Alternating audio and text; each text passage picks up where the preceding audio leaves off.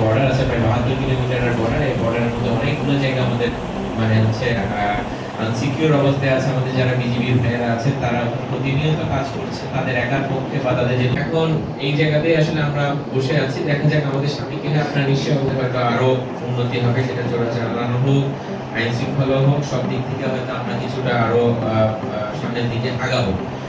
পাশাপাশি আর কিছু বিষয় এসেছে, যেমন হাসপাতালের ব্যাপারটা আমাদের জানানো করে গেলাম গোয়েন্দা তথ্য নিয়ে এবং জন তথ্য নিয়ে। আমি বলবো যে গোয়েন্দা তথ্য অনেক সময় আমাদেরকে বিভ্রান্ত করে।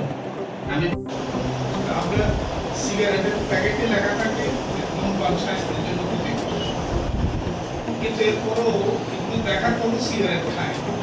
উন্নয়নের জন্য যে বাধাগুলো আছে, আমি যেহেতু একেবারেই নতুন, তারপরও আগের যে আলোচনাগুলো দেখে বুঝতে পেরেছি প্রত্যেকটি সবার মধ্যে এই বিষয়গুলো উঠে এসেছেন।